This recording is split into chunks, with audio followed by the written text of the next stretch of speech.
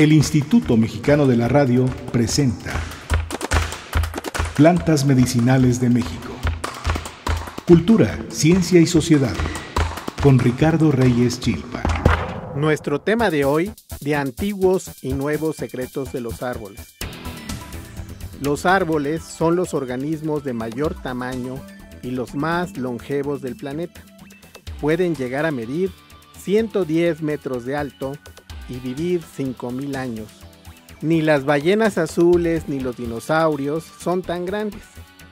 En los Estados Unidos aún se cortan por su madera árboles de secuoyas centenarios, pero esto debería prohibirse, no solo por su edad y tamaño, sino porque también pueden proporcionar información sobre el clima del pasado, lo cual nos permitiría enfrentar con mayores elementos la amenaza del cambio climático.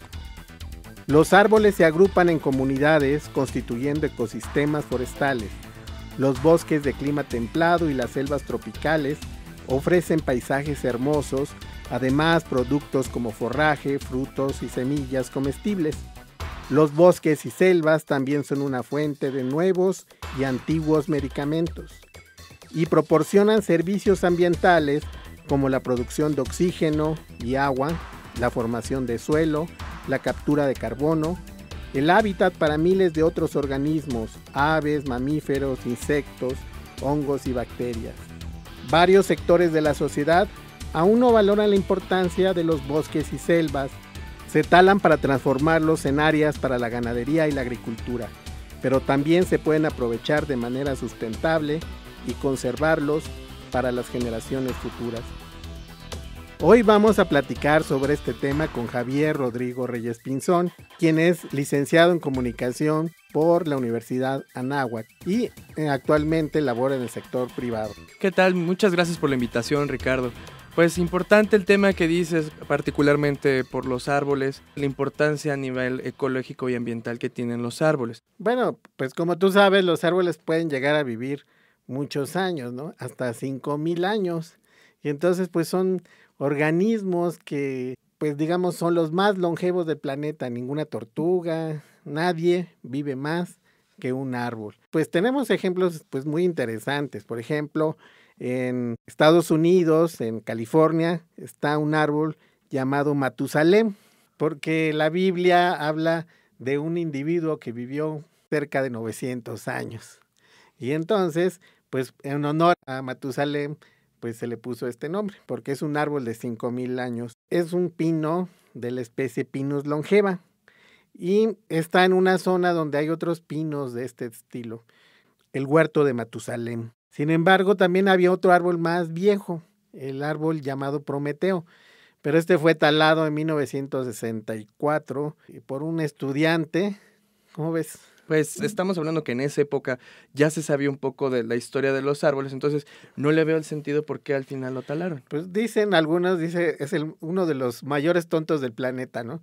Bueno, el chiste es que recibió el permiso del Departamento de Forestal. Bueno, también otros dicen que no lo recibió y lo cortó para hacer un estudio. Entonces acabó con el ser vivo más antiguo del planeta. Yo he visto, Ricardo, que inclusive, podemos ver que hay árboles más chiquitos, más grandes. Hay especies que si les das el tiempo, pues pueden llegar a vivir, como dijimos, 5,000 años y medir hasta 115 metros de alto. Este es el caso de las llamadas secuoyas, que también crecen en California. Y, por ejemplo, pues estos árboles pues son muy altos, también muy antiguos, no tanto, como 2,000 años más o menos. Y por poner un ejemplo, el general Sherman, un árbol de California, pues tiene 83 metros y un volumen de 1,486 metros cúbicos. Si nos acordamos de un tinaco de estos de agua. Sí, claro. Pues estos tienen 1 metro cúbico, son como 1,400 tinacos juntos, ¿no? Y esta es una secuoya que también crece en un bosque protegido, pero pues también hay otros árboles famosones. Pues en Oaxaca me parece que hay alguno, ¿no? El ahuehuete es, no, Es un ahuehuete, exactamente. Ajá, pero no, realmente no sé mucho. Es un árbol muy gordito, es un árbol muy grueso, pues es el famoso árbol del tule en Oaxaca. el cual mide 54 metros de perímetro y nada más mide 42 metros de alto, ¿no? Y tiene también, es jovencito, 2000 años nada más. Pues necesitas 500 personas que pueden caber bajo su sombra, ahí simplemente, ¿no? Este árbol, pues, es patrimonio cultural de la humanidad. El árbol del tule, pues, pertenece a los ahuehuetes. Los ahuehuetes crecen cerca de los ríos, las lagunas, los manantiales. Si nos acordamos, por ejemplo, de Huastepec, que hay un manantial muy bonito, pues ahí están los ahuehuetes. También en Chapultepec, pues hay muchos ahuehuetes. Y lo del tule, pues viene porque esta planta, el tule, pues es un carrizo que crece en las lagunas. Entonces, probablemente hace muchos años el árbol del tule estaba junto a una zona pantanosa con agua, porque requieren mucha agua.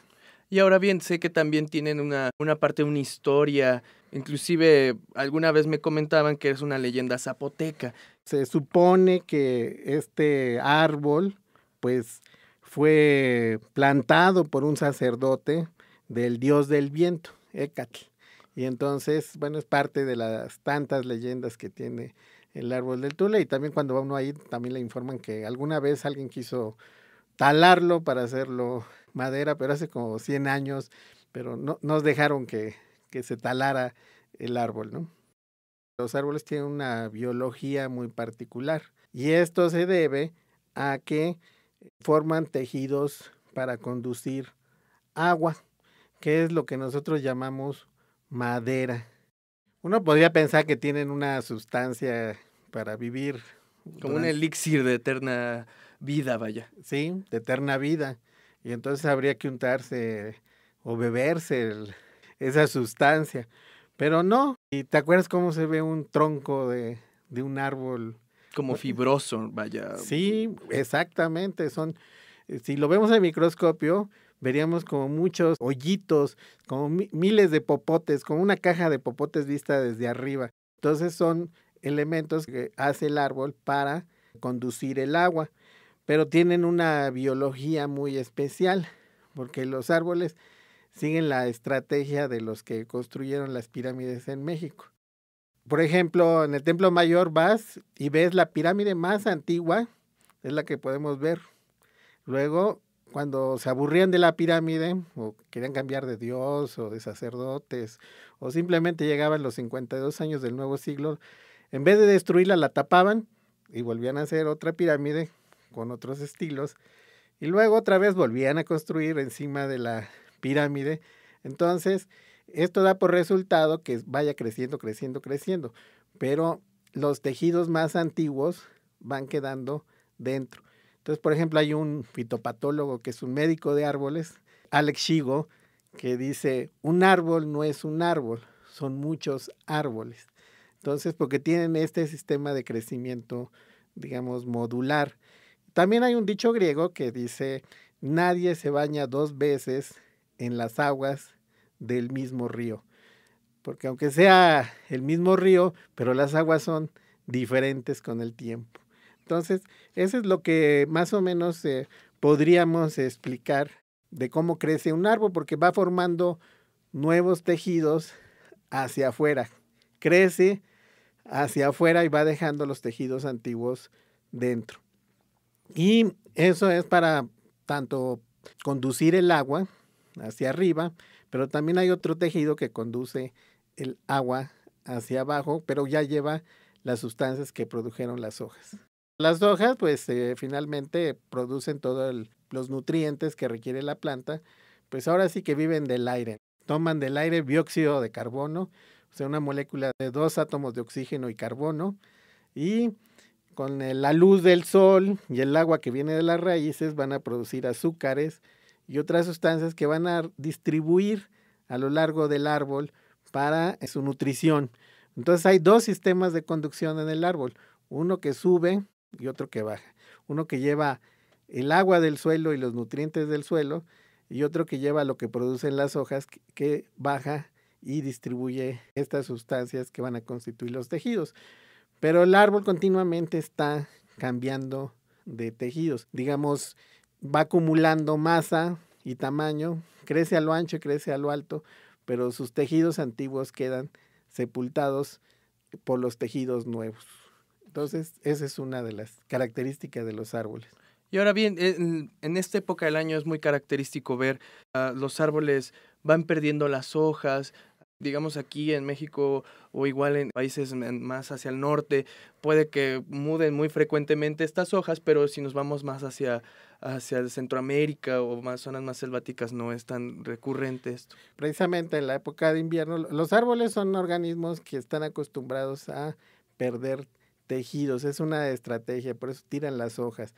En vez de mantener todo un aparato en temporada muy desfavorable, que hay poco sol, mucho frío, las eliminan y se esperan hasta que las condiciones sean adecuadas.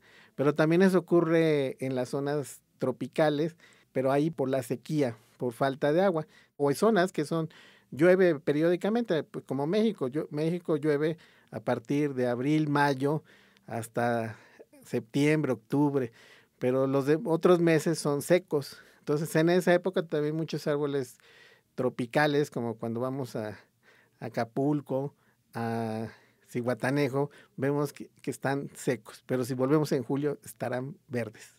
Vamos a un corte. Plantas medicinales.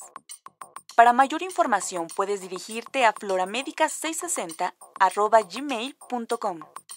En Facebook, Plantas Medicinales de México 660 AM. Plantas Medicinales de México. En un momento regresamos.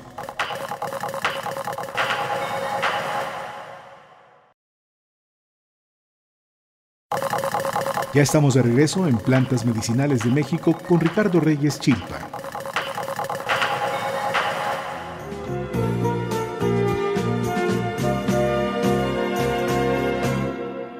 Mi madre y yo lo plantamos en el límite del patio donde termina la casa. Fue mi padre quien lo trajo, yo tenía 5 años y él apenas una rama. Al llegar la primavera, abonamos bien la tierra y lo cubrimos de agua. Con trocitos de madera hicimos una barrera para que no se dañara. Mi árbol brotó, mi infancia pasó y hoy bajo su sombra que tanto creció tenemos recuerdos, mi árbol y yo. Con el correr de los años, con los pantalones largos, me llegó la adolescencia. Fue a la sombra de mi árbol una siesta de verano, cuando perdí la inocencia. Luego fue tiempo de estudios con regresos a menudo, pero con plena conciencia que iniciaba un largo viaje, solo de ida el pasaje, y así me ganó la ausencia. Mi árbol quedó y el tiempo pasó y hoy bajo su sombra que tanto creció tenemos recuerdos, mi árbol y yo. Muchos años han pasado y por fin he regresado a mi terruño querido. Y en el límite del patio allí me estaba esperando, como se espera un amigo. Parecía sonreírme como queriendo decirme, mira, estoy lleno de nidos. Ese árbol que plantamos hace 20 y tantos años, siendo yo apenas un niño, aquel que brotó. Y el tiempo pasó, mitad de mi vida con él se quedó. Hoy bajo su sombra que tanto creció. Tenemos recuerdos, mi árbol y yo. Ya estamos de regreso. Nuestro tema de hoy, de antiguos y nuevos secretos de los árboles, con Javier Rodrigo Reyes Pinzón. Platicando un poco sobre las hojas, un poco sobre inclusive cómo van creciendo estos árboles. Me llamaba mucho la atención lo de la edad de los árboles, que los anillos tienen que ver un poco con la edad.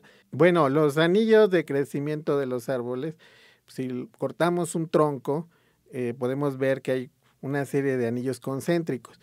Los árboles, especialmente los templados, como los pinos, producen un anillo cada año. Y eso permite, pues, que si se cuentan, se sabe la edad de los árboles.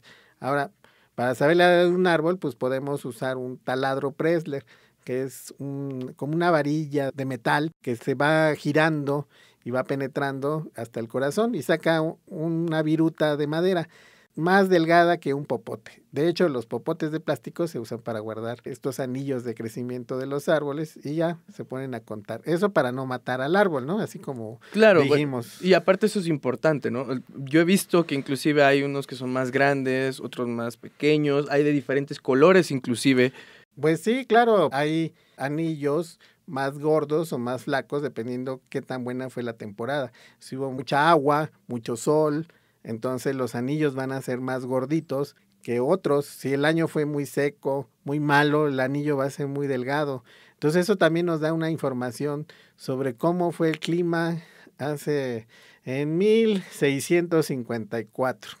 Podemos saber que el clima fue malo, que fue un año seco o que fue un año muy bueno porque crecieron los anillos. Entonces eso se usa para fechar los árboles, para dar su edad. Nos puede hacer el futuro porque viendo el pasado podemos ver qué cambios ha habido y si están asociados a algo.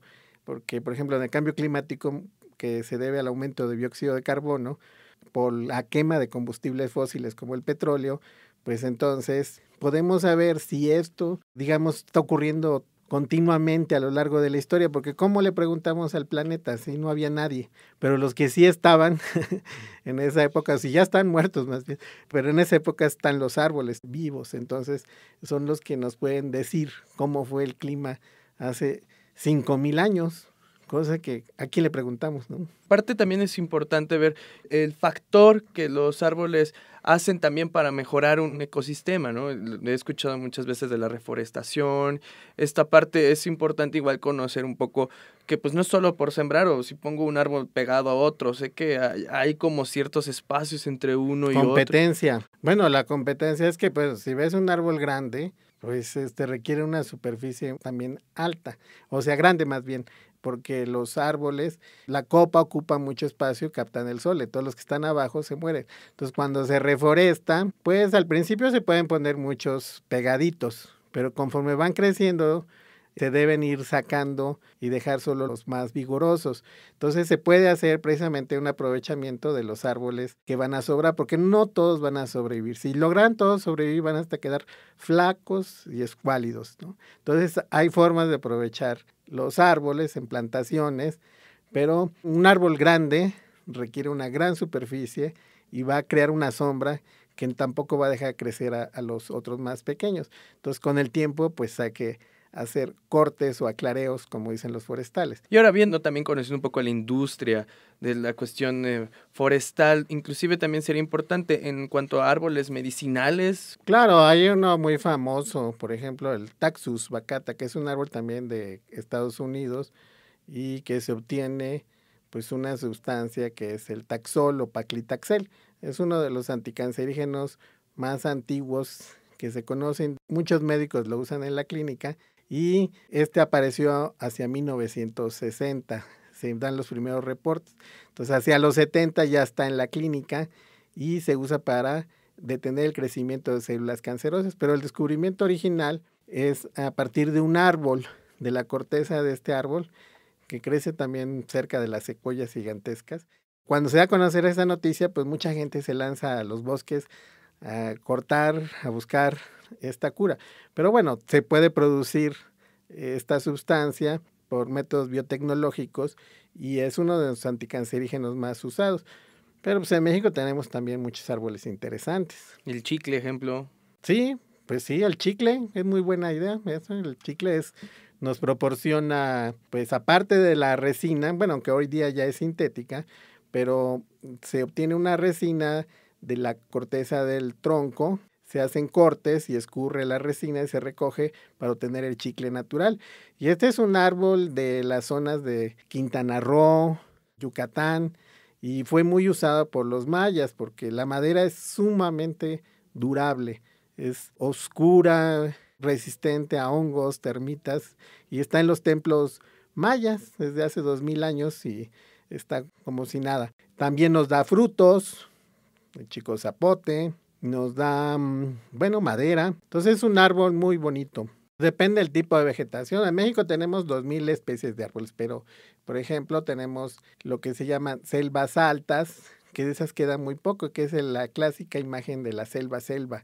Nos queda un poco en Veracruz, en la reserva de la UNAM, en algunas áreas cercanas, nos queda en la Lacandona, pero muchas de estas selvas fueron taladas porque la concepción de mucha gente hasta los años 70 era de que las selvas eran un lugar terrible, espantoso, que había que tirarlas y eran improductivas. Entonces incluso había una comisión nacional de desmontes para talar los árboles y volverlas potreros para la agricultura y zonas agrícolas. Entonces destruyeron bastante de las selvas que hay en México. Tenemos bosques de pino encino, que están aquí muy cerquita. Tenemos el famosísimo árbol Del pino, vaya, el de Navidad. que en realidad, como tú sabes, no es pino, es un abeto. O sea, los pinos tienen hojas larguitas como cabellos y los abetos tienen hojas muy pequeñas, digamos más bien como escamas. Entonces, no es lo mismo un pino que un abeto, pero pues aquí le decimos pinos de Navidad, ¿no? Pero se pueden aprovechar mediante plantaciones donde se siembran árboles y se pueden ir haciendo aprovechamientos y dejar los más vigorosos para que en un futuro crezcan grandes, pero mientras pues los pequeños se pueden aprovechar. Entonces hay métodos silvícolas muy conocidos de cómo cultivar árboles y además también se pueden cultivar no solo por la madera, o sea, los árboles proporcionan frutos, pueden proporcionar medicamentos, pueden proporcionar una serie de cosas importantes. Por ejemplo, el estropajo que usamos para bañarnos viene de un árbol. Es cuestión de el manejo, el aprovechamiento de estos ecosistemas. También, bueno, podemos platicar de otros árboles, bueno, que a mí me gustan, aparte del chicle, como el hormiguillo, es el que se usa en las marimbas. Se llama hormiguillo porque la madera es roja. La madera del corazón del árbol es roja y por eso se llama hormiguillo y es un árbol de las selvas, pero por ejemplo ese se necesita incentivar su cultivo para que se aproveche porque se están acabando. Entonces, si se están acabando, ¿con qué se van a hacer las marimbas? Entonces es un árbol muy bonito. Aquí cerca en la Ciudad de México el liquidámbar, que tiene hojas muy bonitas como estrellas y frutos como bolitas picudas y que tiene una resina que huele muy bien y son árboles muy bonitos, pero este árbol viene del norte de Estados Unidos, viene de Canadá. Bueno, es su distribución natural y ahorita en esta época tira las hojas, pero es un árbol que también, digamos, se encuentra en México. También sería bueno ver la parte de que inclusive alguna vez platicando sobre Xochimilco antes ponían árboles, estos árboles que van marcando como el camino. Son los ahuejotes, son una especie de salix relacionados con el sauce y estos pues se colocan para fijar la tierra porque lo que hacían era sacar lodo del fondo del lago donde naturalmente se había acumulado vegetación acuática como es pequeñas islas y ahí iban echando la tierra, el lodo más bien y restos vegetales para hacer estos sistemas que llamamos chinampas y para fijarlos pues necesitaban los ahuejotes. Son árboles también muy interesantes, los ahuejotes, que son flacos y delgados y los hemos visto todos en Xochimilco. ¿También te acuerdas de los servicios ambientales? Pues es los servicios que nos dan los árboles, los bosques, como es el agua, el oxígeno. Y por ejemplo aquí no tenemos conciencia de que buena parte del agua que consumimos en la Ciudad de México proviene de los bosques que están en las montañas que rodean el Distrito Federal. Entonces, por ejemplo, Nueva York tiene todo un sistema de bosques al lado, que son las montañas Catskill, que solamente son para captar el agua que va a beber Nueva York. Entonces, aquí necesitamos un sistema similar de protección para, digamos, abastecernos de agua. Entonces, son parte de los servicios que puede proporcionar un bosque. Actualmente, pues a muchos dueños de predios se les puede pagar por prestar servicios ambientales, es decir, por no talar los bosques y dejarlos como bosques para que capten agua, etcétera. O sea, actualmente ya existen sistemas que están, o comisiones más bien, que están favoreciendo el evitar talar tanto los árboles. Al final tienen una gran utilidad y aparte, fuera de esto, los árboles nos proporcionan, pues como bien dijimos, vida, son muy bellos, vaya, cuando uno está en un lugar donde hay muchos árboles, pues proporciona esa tranquilidad, el oxígeno, como bien lo comentabas, que nosotros en México tenemos nuestro, bueno, en lo que es la capital, tenemos nuestro propio pulmón, ¿no? Llaman. Pues sí, nuestros pequeños pulmones, que sería Chapultepec, Xochimilco, pero el Ajusco, todas estas áreas que rodean, pues yo creo que son las más importantes. Pues tenemos que concluir, nos despedimos de ustedes. Gracias, Rodrigo. Muchas gracias por la invitación, Ricardo. Y por favor, escúchenos en nuestro próximo programa. Plantas medicinales. Para mayor información puedes dirigirte a floramedica660@gmail.com. En Facebook, Plantas Medicinales de México 660 AM. El Instituto Mexicano de la Radio presentó Plantas Medicinales de México. Cultura, ciencia y sociedad.